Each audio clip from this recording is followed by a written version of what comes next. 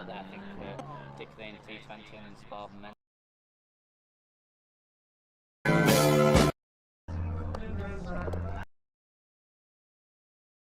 My sort of mind with this is the first few months of the season, the first sort of 2 months of the season was the county championship, and then I knew at some point in the distance the T20 would be on the horizon. Of course, it started last Friday night with a fantastic win at Northants, and then a rare win on Sunday at Leeds, and then Bank Holiday Monday. A very similar feel to, or very familiar feel to what happened here against Notts. Notts racking up their 7th straight win against Durham in the T20, and Alex Hales, the man who did the damage with the bat, 55 not out, his 5th half century in a T20 against Durham. He's twice got into the 90s as well. Now, you felt the other night that Durham didn't really get enough runs on the board, particularly the last 2 overs. They only managed to score 9 runs when they should have been swinging the bat. So they were 168 for 6. Nottinghamshire were more or less level pegging throughout, and with Hales there and always willing to do his part, they were never really out of it by any stretch of the imagination. And then just as they started to get slightly behind where they needed to be, Sandler's not the only special guest. We've got Team Riverside today. We have our 2 mascots here, as always. Make some noise for Chester and River.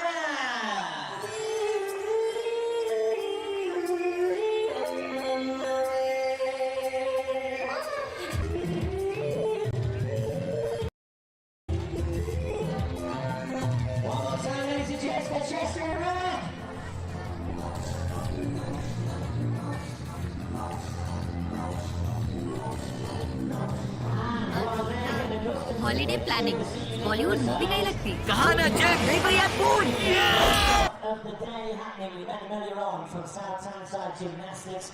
They were absolutely brilliant. They set the bar high then. Let's see what they've got now for the second dance of the afternoon. One more time, please give it up for South Tyneside Gymnastics.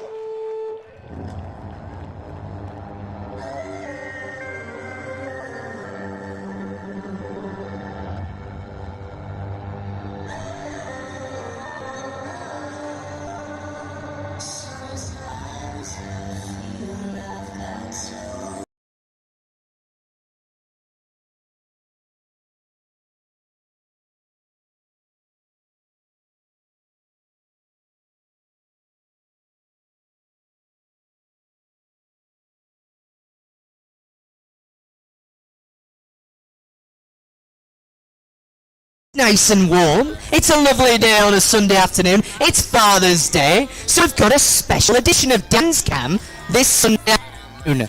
We have a Father's Day Dance Cam. So just to demonstrate first, Chester, I know you don't have any cubs, but let's get you going on the dance cam. So we've got Becky in the control room. Becky, play the music. Chester is going to demonstrate very well what we do here at the Emirates Riverside. Let's get that music going. Oh, Chester, you've got a bit of a weight here. Dramatic tension, mate. Dramatic tension. Have we got any music playing? We're going to have to get the crowd to sing in a bit. Chester, how are you at dancing without music? Oh, I can hear some Uptown Funk coming through. You're lucky. You're very, very fortunate. Get dancing, Chester. Come on.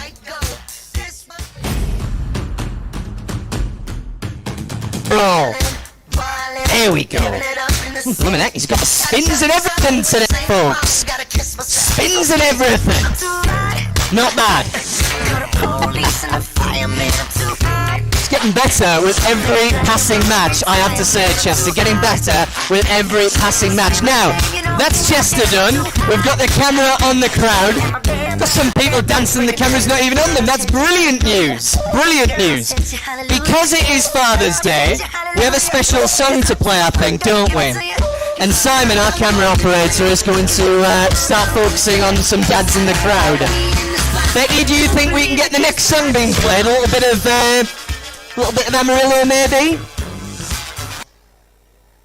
This could be a yes or a no. There we are! A little bit of Amarillo.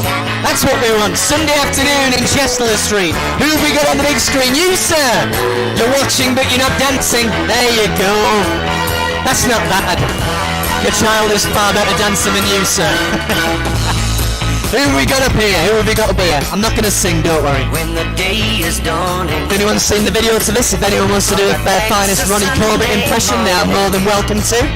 Who have we got dancing? Come on, there we go, sir. That's not bad. With Marie who's waiting In the shades. there. Every lonely city. Who have we got up on the balcony? Who have we got? Oh, front row, front row. That's not looking bad. Got an entire family going for it there.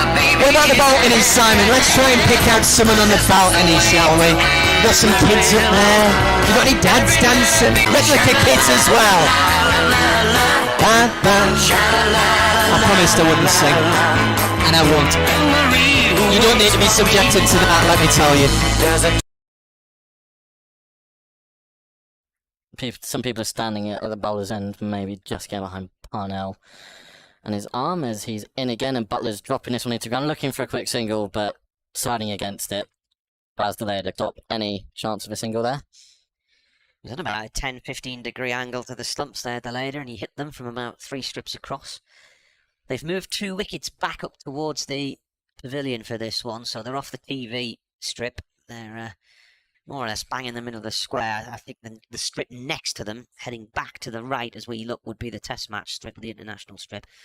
I don't know why there aren't any stewards at the far end of the ground stopping people from walking behind the There is one. light screen. There is a supervisor there now. He's Yeah. trying to get to it, but this is not second time in 2. It's back to back that people are standing trying to get a view, but it's interfering. They're not directly behind Parnell's arm, but they're just off to the side, which is what is annoying Butler. Well, you know, surely these spectators know the side screen's there, and the stewards should be stopping them, but Parnell's in, and Butler is carving this one away for 4 runs through backward point. It'd been a little bit bogged down. Parnell had started that over with 3 consecutive dots and slightly shorter and wider, and Josh Butler's not missing out on that one. He's off the mark with his first boundary. He moves himself on to 6.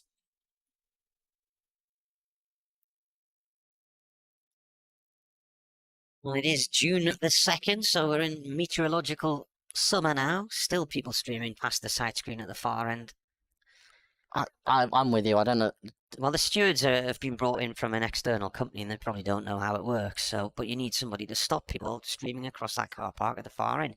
This is the 3rd delay already in this over. There's a long line of people just oblivious to what's going on. As Parnell in again, and Butler's playing this one off the back foot to the man at deep cover for just a single. Just 1 ball left in Parnell's opening over. I expect 2 up top from him. Maybe 3 if he keeps up decent economy, but you also need him at the back end of the innings as well. So it brings Salt on strike.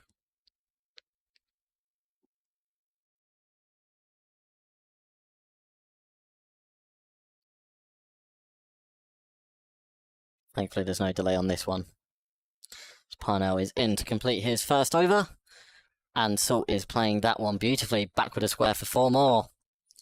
Didn't seem to be that bad of a delivery from Parnell, but someone of Phil Salt's quality wasn't going to miss out on much, and he's off to a very quick start here indeed at Chester Street. 21 without loss after 2 overs here on BBC Radio Newcastle. We are on the live YouTube stream today. 1 or 2 people asking where are the pictures. They are there. I've just done a refresh on the screen and then they appeared, so they are there. And of course, around the world on the BBC website and the sports app, it is a gorgeous sunny night here in Chester Street. Beautiful weather. Little bit of a gentle breeze from the northeast. Immediate change in the bowling lineup. I'm going to see Delader in here. He needs to be a lot tighter than he was the other night. He was expensive.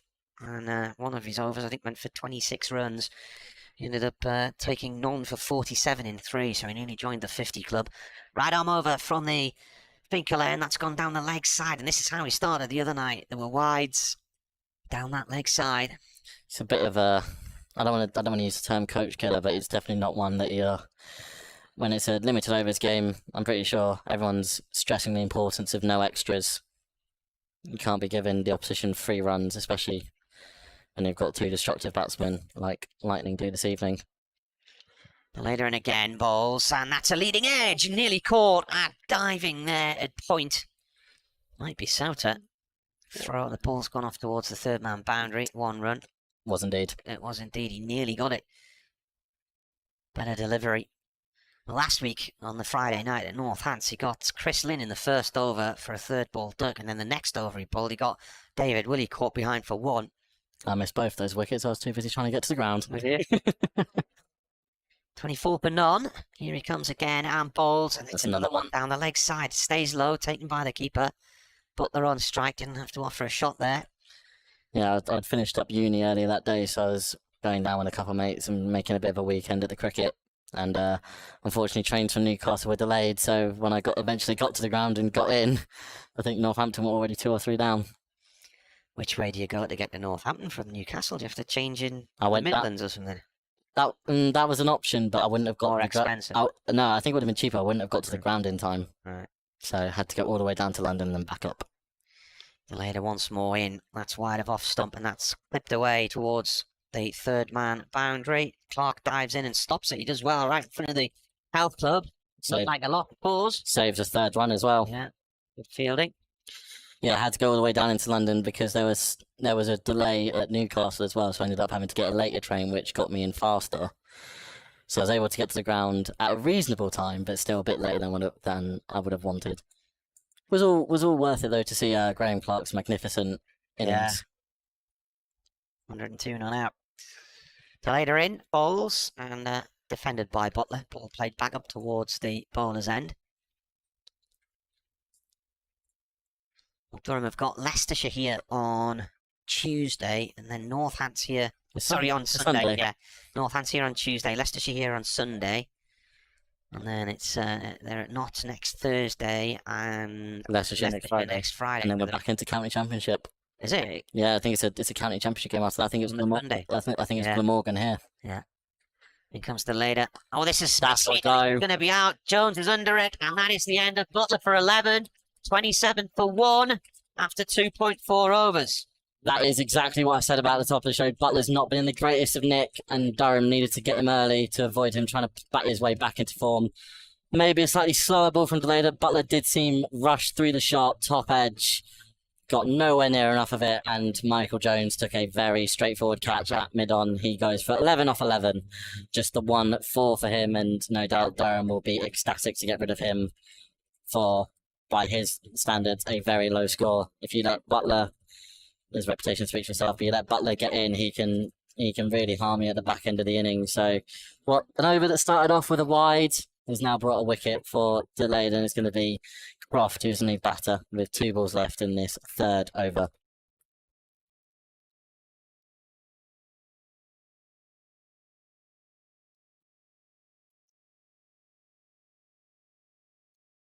Stephen Croft has had a few runs over the years against Durham. I'm right. I think he's there's a match last year in unbelievably broiling hot conditions in Blackpool, and we knew a thunderstorm was on the way, and the game started. It didn't actually get finished. And he got 52 in that. There were 17 overs in Lancashire when the rain came, and that was the end of the game. Later into Croft, and this is pushed off towards point for a quick single. He's off the mark. So Croft is actually from Blackpool. And his 200th T20 match, this one. No, his 200th, sorry, was against Durham back in 2021. He's now made 231. He's got 6 half centuries against Durham as well, including 55 at Chester Street last year, 52 in Blackpool. So he's done a job on them a few times in this format. Deleda to finish the over, and this is played Very between nice. the bowler and mid-off for 4. Really nice shot from Salt there. So at the end of 3 overs, 32 for 1, I think the score is.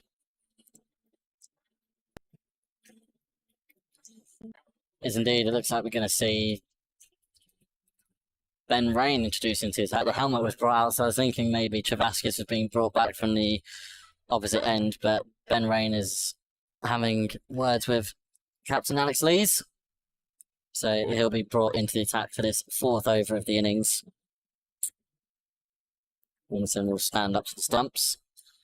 Man at deep cover, only 2 men allowed back during this power play. So there's a man at deep cover and looks to be at deep square leg, who's looking for some sort of instructions from, looks like Robinson or Lees, about where he needs to stand. He changes in the field as Rain begins his run up.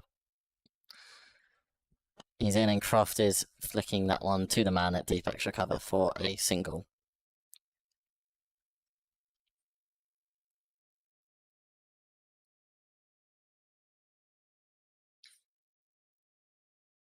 Backward point, third man, short, fine leg. Deep backward square, as I mentioned. Mid wicket, mid on, mid off, extra cover, and the man at deep cover is Rain in again. And Salt looks to absolutely smack him out the ground, but can only get a bottom edge into the pitch, and there'll be no run there. Rain's been a bit of a partnership killer in the T20 this season. He had amazing figures on Monday night, no? 2 for 15 off 4? I think I remember his stats were. Yeah. I think him and Stephen Mullaney, because they don't have a lot of pace on the ball, batters struggle to hit them to the boundaries, as he's in it again here, and Salt again only at inside edge that goes towards mid-wicket. I was slightly flummoxed by that after having watched Mullaney, and I don't know whether it's I've been so used to T20 that you think that a bowler takes the pace off the ball and you think they're going to be hit out the ground, but Mullaney was actually very effective. He bowls very clever, skiddy little cutlers, a bit like Paul Collingwood, take the pace off the ball.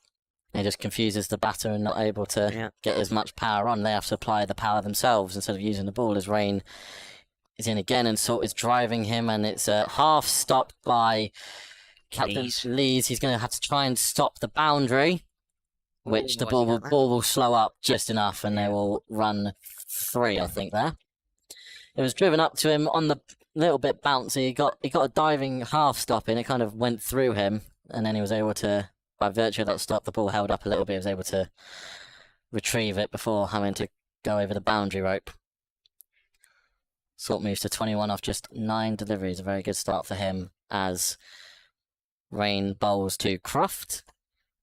And that one evades the leader at backward point, but will be cut off. They're coming back for a second. Oh! Well, good decision there from Ollie Robinson. He got the ball with his back to the stumps. It's wrong end. Yeah. Wrong end from Travaskis out in the deep. He needed to go. I thought there was only one there, and I turn around and it looks like they're coming back for 2, and Robinson received the throw and immediately threw at the bowler's end.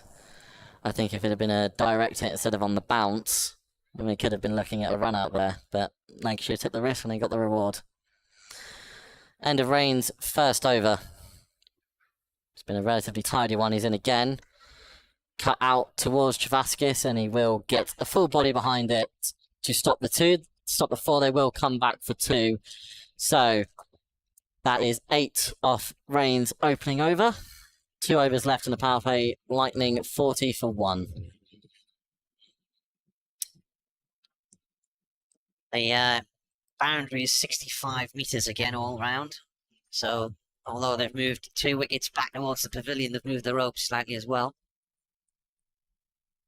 So the crowd is now thickening out, and the County Durham stand, the central section's got a huge flag right across the prime seats in there for Durham University. So that bottom tee is nearly full now. So if people want to be in there, they're going to have to go upstairs. We can't see the stand in the corner immediately at the end of our building on our right-hand side. That's tucked away, so I can't tell you how many's in there. But pavilion's starting to look busy as well. Brandon Glover, that's 4 consecutive bowling changes early on from Alex Lees.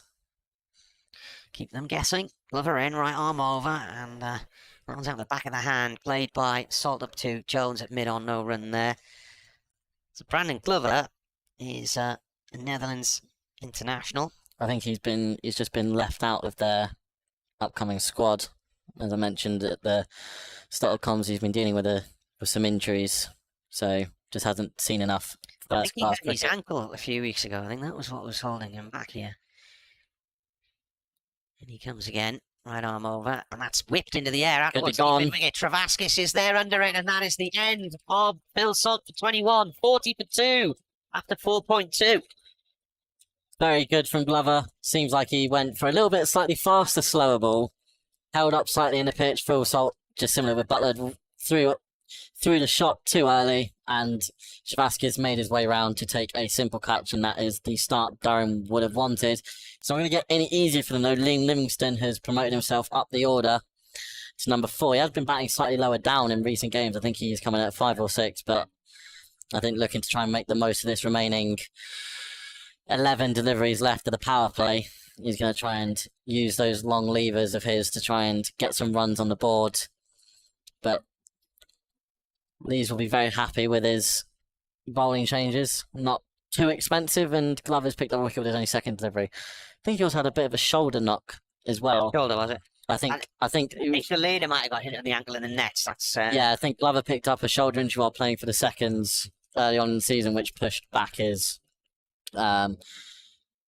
debut, and obviously was targeted by new head coach Ryan Campbell as a white ball addition and will play a prominent part in the blast. And here he is.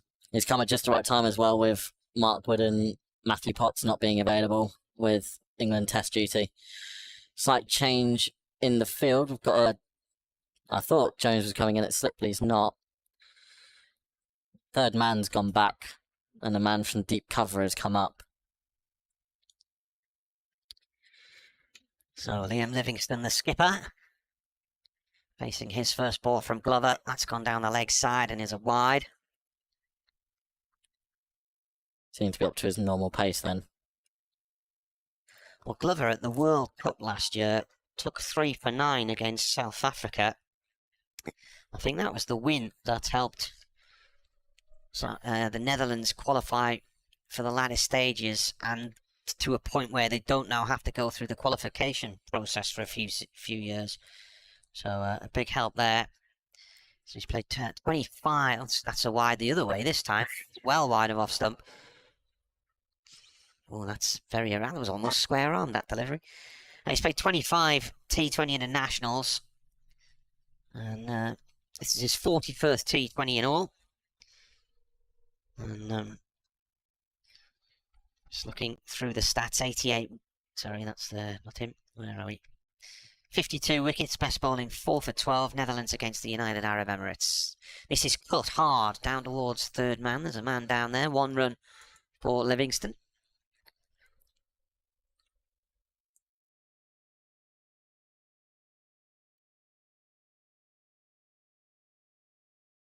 Third man now comes up for Stephen Croft, and deep point. It looks like it's Graham Clark who's out there in the deep. So we've got deep point and deep backward square, with the umpire standing on the point side of the boundary, I think, so we can actually have a look at what's going on. Comes in and bowls, and Croft, it's come off the top of the bat. Down into the pitch and looped over Ollie Robinson. That's it there. Oh, he's bottom edged it. He's bottom edged it into the ground, and Robinson wasn't able to stop it before they could run a pair. I think it's Ashton Turner who went down and did the fielding. I couldn't quite work out how the ball had ended up the way it had there. Bottom edged it straight into the ground, and Ollie Robinson, he's a very good keeper. He's not the tallest of men, so he was able to bounce it over. A pair of ladders to reach. 45 for 2 then. Croft is on 8 as Glover balls, and that's driven hard out past point and away for 4. That was out the middle of the bat. 1 ball left of the over, and after a good start, Lancashire 49 for 2 in the 5th over, so they're on the verge of 50.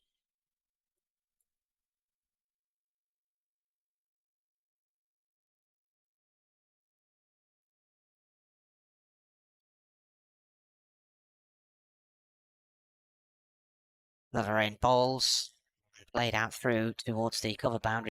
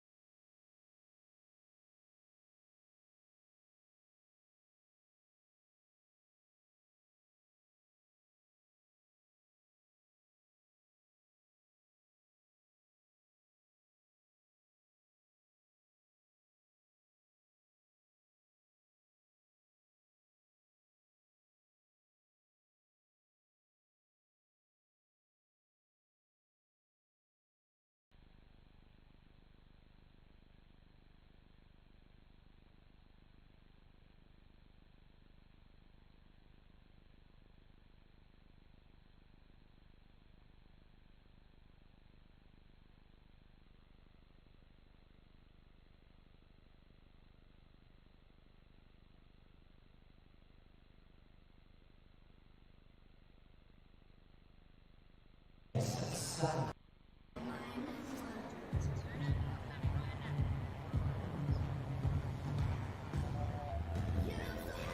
Curran captained the first couple of games or so for Surrey, but now in the ranks. But what a player, Barton McBall. I think he'll enjoy these conditions with ball in hand.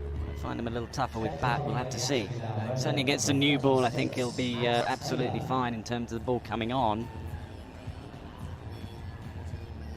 25 tomorrow, that's all he is, Sam Curran. 25.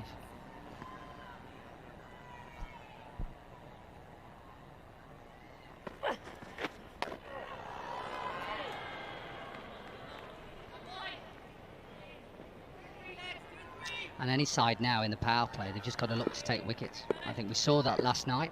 Yorkshire up against a star-studded batting lineup. It puts the opposition under pressure. Surrey will keep going. We saw that at the Oval. They'll keep going. Somehow just squirts it away, using what pace is on offer. Misses everything. I thought that might have just clipped something. Well, he's getting a bit of shape, isn't he? And he's gone round the wicket, which is, if he's going to get shape. That's a better delivery, and Mayeye scuffs it off the toe of the bat as the mime's almost falling over. The Kent shirts are largely maroon-based, maroon and navy kit. Glamorgan with the dark blue and bright daffodil gold as they bring another fielder across from leg to off. Northeast goes in at backward point. 68 for naught. That's our glue. And he comes. Balls, big appeal for LBW. Not